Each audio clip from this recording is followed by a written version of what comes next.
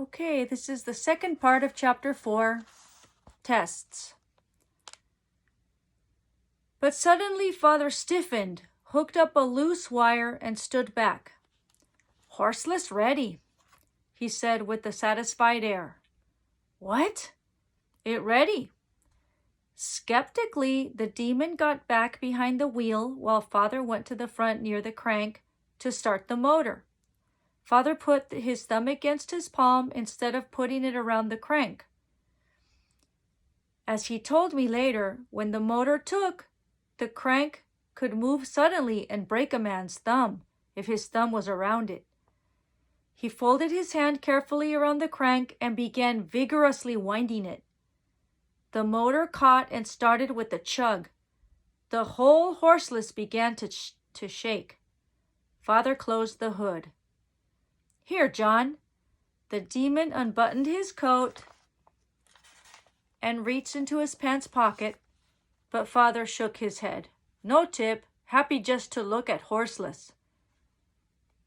The demon stopped and studied Father as you might look at a dog that had suddenly said he was going to the opera.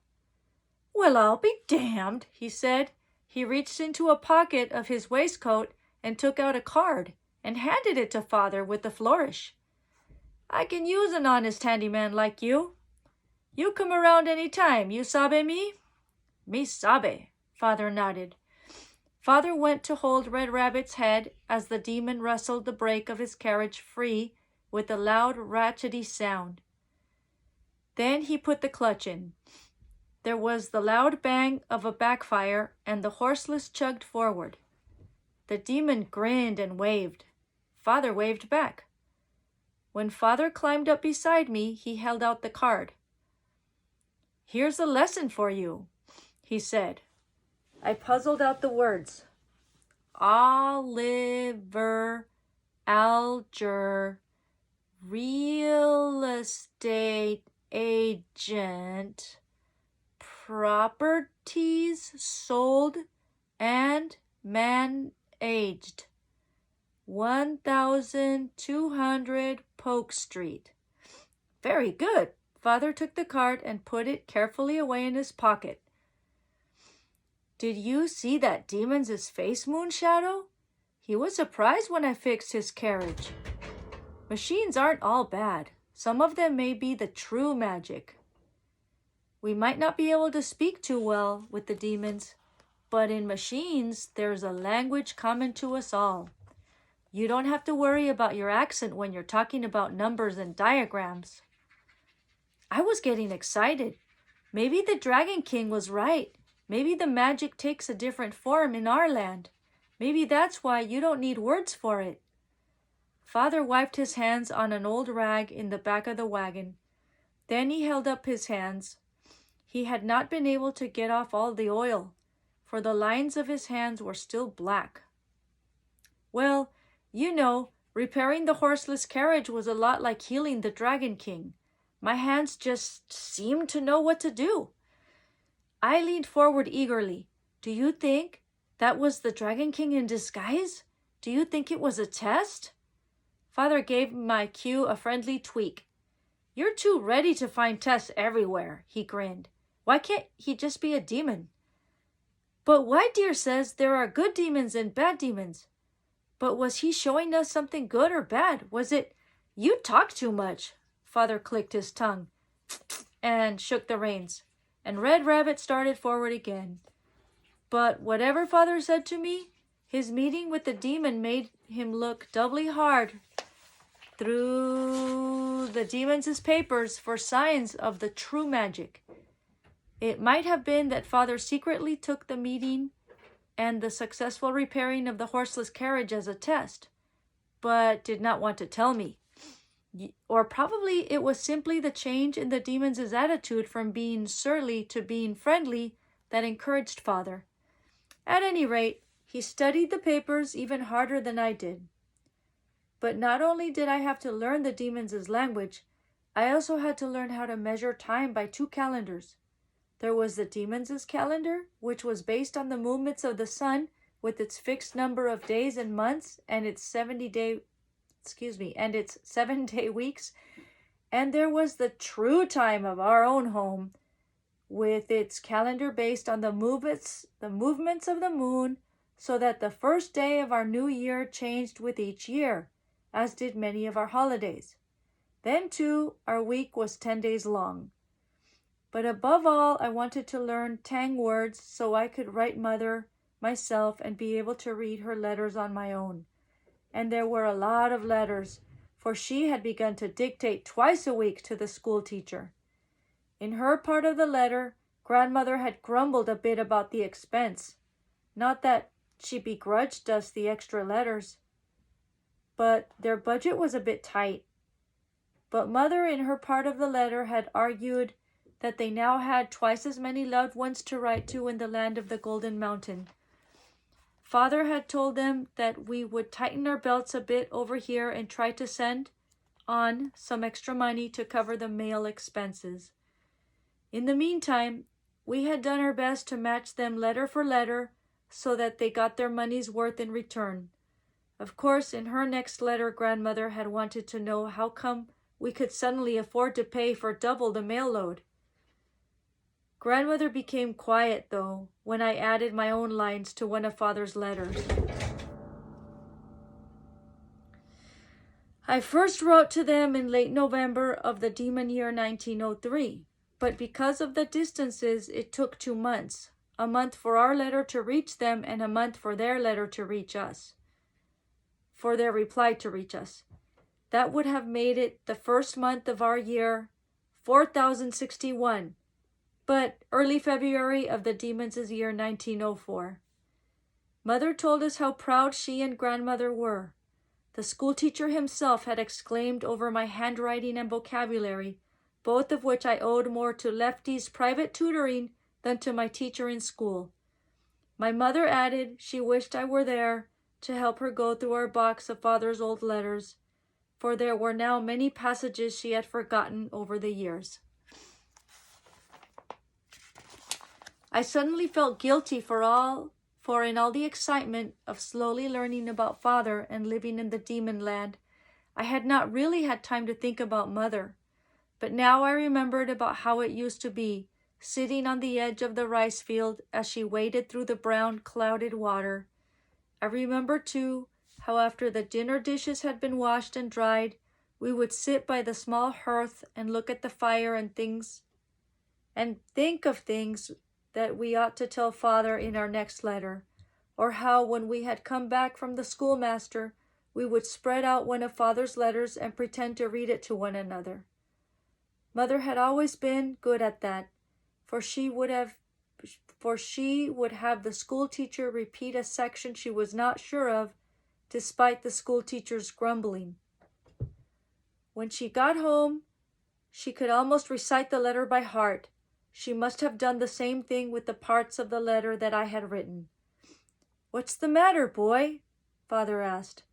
But as much as I would have liked to, I found it impossible to tell him about my feelings, though I think he suspected. He pretended to become very severe with me. "Now don't you go getting a swelled head by what the schoolteacher says, boy." And Father set me to reading the letter out loud, helping me with the more difficult words. Then, after setting me to another lesson, Father went through a pile of old demon newspapers and magazines that one of our friends had brought down from some demon house in which he was employed as a houseboy. Suddenly, Father waved the New York Herald magazine at me. It was a fairly recent one, dated January 17th, 1904. I know the date because I still have it. One rich demon subscribed to the paper and had it shipped to him all the way across the country. It always boggled my mind to think of the great mountains and wide rivers across which he had people bring the papers just for his reading pleasure. Father spread the magazine out before me. I saw a series of drawings of a box-like contraption. Father pointed to the big letters beneath the picture. "This means the demon flew." "Flew?" I said excitedly. "That's what it says.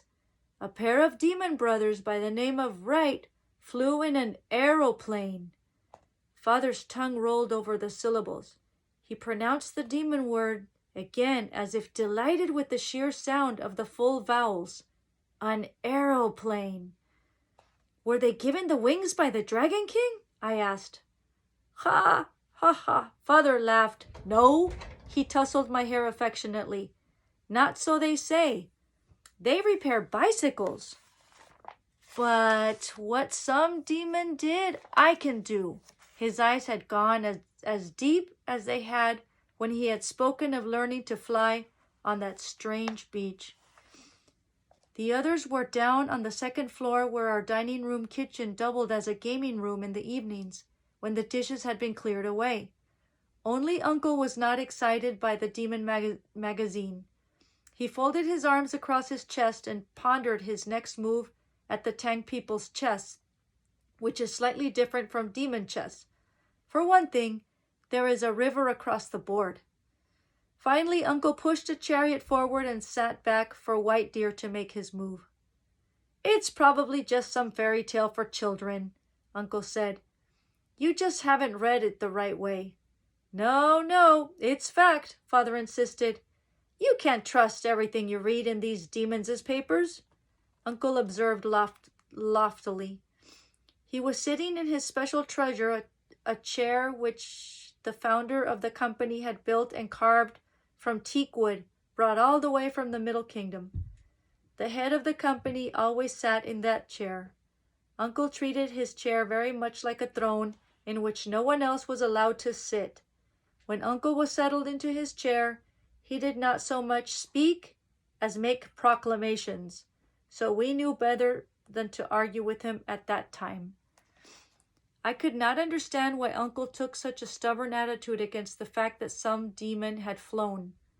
Father went to the demons' library and read through all the newspapers gathered from around the country, and he copied out the accounts of them. All of these Uncle refused to believe were true, but a few days later we received our next sign. Melonhead was a laundryman in Oakland. He had gotten that name because he had gone completely bald in his younger days.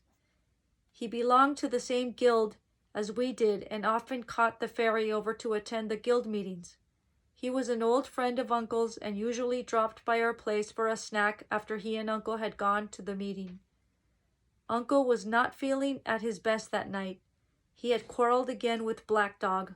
Over what? No one knew, but Black Dog had walked out in a huff. Uncle's mood was not helped any by Melonhead's news. Over tea, he told us about some crazy demon, Baldwin, who put air into a big canvas bag and then floated up into the sky where he was under the control of the winds. He had a special sausage-shaped canvas bag built for him, maybe about 30 feet long. It was covered with a giant net which went down to its belly, from which a wooden frame was suspended. There were propellers and a motor in the frame, and they sent the bag lumbering through the air so he could guide his own flight. It was one of the pioneer dirigibles, but at that time we thought of it as almost a miracle. It was called the California Arrow, though Red Rabbit was a rocket compared to it. The real crazy thing was that the demon was testing it so that he could race it at a big fair held at one of the demon's inland cities, and maybe win some money in a contest being held for flying machines. The demon then planned to take it all around the demon's land and charge people admission to see him fly. Can you imagine flying and making money at it too? I said wonderingly. No, I can't, because it's too risky to fly. Better to stay on the ground and do something you know you can make money at, Uncle spoke in his sternest voice. But supposing he does, Father said. You're crazy. First you want to bring your wife and your boy over to this place to live, and now you want to fly like a bird. Next thing I know, you'll be collecting twigs for a nest. And you have a mouth that runs on, old man, White Deer snapped. It was one of the few times I had ever seen him look angry. You weren't supposed to talk about that. Uncle glanced first at me and then at Father guiltily. I didn't I mean, you were going to bring Mother over as well? I asked. The demons will let a merchant bring his wife over, but I have to be a partner in the store, Father said. But then how did you bring me over? I asked. You came here as a merchant's son, Father said. We got a paper saying that I was a partner in the store and owned $1,000 worth of property here. But that was only for the demons. I actually don't have a share in the store. But you could bring Mother over with that piece of paper? Uncle cleared his throat. He did not like what he had to say. Not while I'm the head of this company. I'd go to the demons and tell them that that paper was a lie. But if the demons knew that Father wasn't a real partner in the store, they might send me home as well, I said. And maybe the demons would even send Father back home because he lied. Okay, so this is the end of chapter 4, part 2. And I'll read the rest of the chapter in the next video.